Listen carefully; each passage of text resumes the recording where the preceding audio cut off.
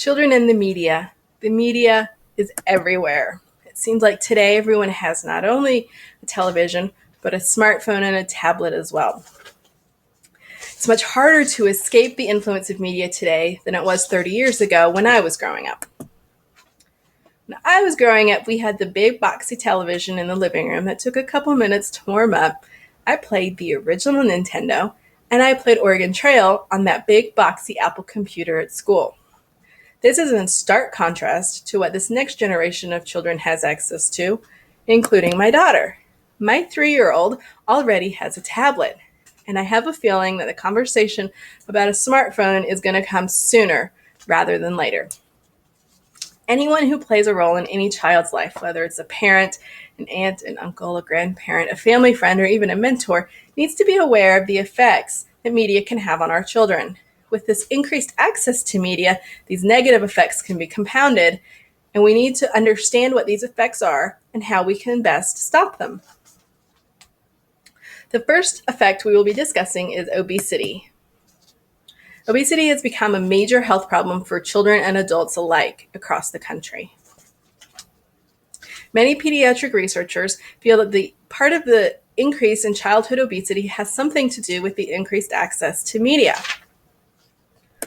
According to the CDC, the number of obese children across the board has more than tripled over the past 30 years. Extended amounts of screen time contribute to a sedentary lifestyle, and children may not be receiving the amount of exercise they need to remain healthy. In addition to the increased screen time, advertising can also play a role in this spike in childhood obesity. According to the American Academy of Pediatrics, more than 80% of all advertising during children's programming is for fast food or snacks.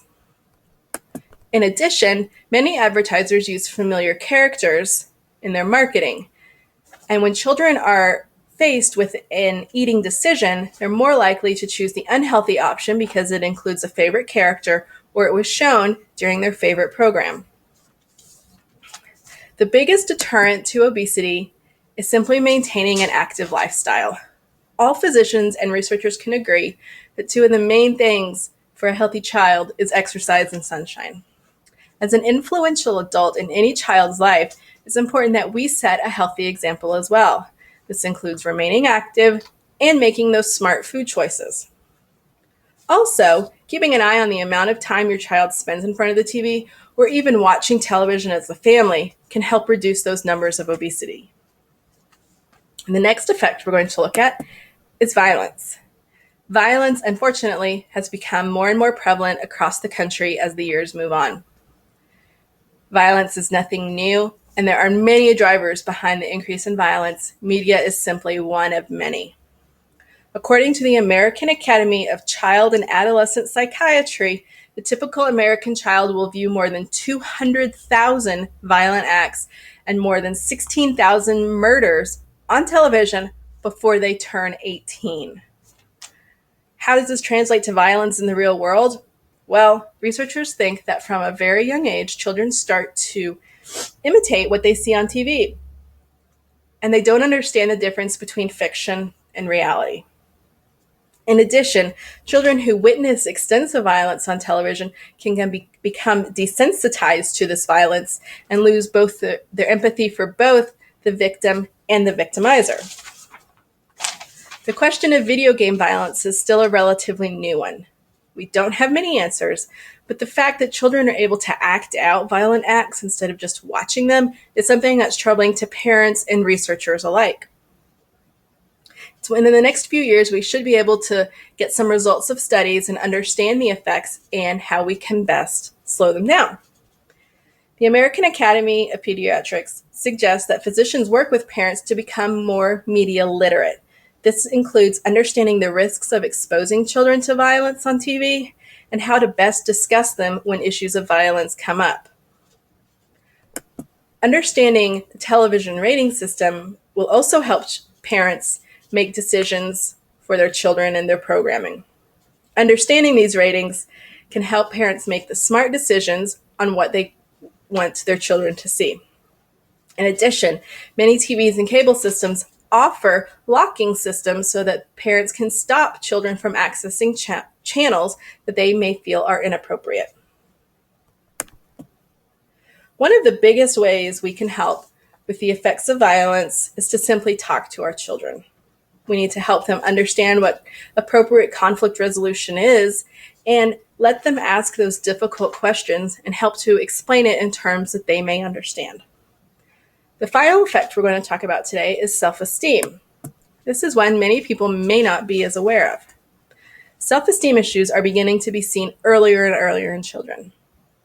According to a study from Indiana University, the effects of media on self-esteem hit Black children and white girls much harder than it hits white boys. Unfortunately, this has a lot to do with the racial and gender divides we still see in our country today. For girls of all colors, women are sexualized on TV. They're often given lesser roles, and what roles they are given are often focused on their looks. This teaches girls they're unable to obtain anything in life without good looks, and that they can't do anything that the boys can. I have a daughter. This bothers me a lot. Every day, I tell her she can do whatever she wants in life and no one can stop her. It's hard to reinforce this when what she sees on television is the complete opposite. Self-esteem issues also arise for girls when it comes to body image. Models and actresses on TV are shown with that perfect body. And this leads girls to think that in order to achieve things in life, they also have to have this perfect body. And this leads down a dangerous path of eating disorders and self-harm. For Black boys, the people that look like them on television are often the criminals. This leads them to think that there's nothing for them out there in the world except for violence and crime. Once these ideas get planted in a child's head, it's hard to reverse them. And this leads to this severe lack of self-esteem and makes them feel that they are not worth what everyone else is worth. White boys, on the other hand, not so much trouble with self-esteem in the media because they are portrayed as they are in life, often given the easier path. So, how can we combat this? Much like with obesity and violence, it comes down to being aware of what our children are seeing, as well as being willing to talk to them. With self-esteem being so internalized, it's important that us as adults encourage open and honest conversations with our children. We've seen how the media has been shown to be connected to obesity, violence, and self-esteem issues. In addition, we've learned that simply being willing to talk to our children can help combat many of these negative effects. Every family is different. Every child is different. What's going to work for my family may not necessarily work for yours.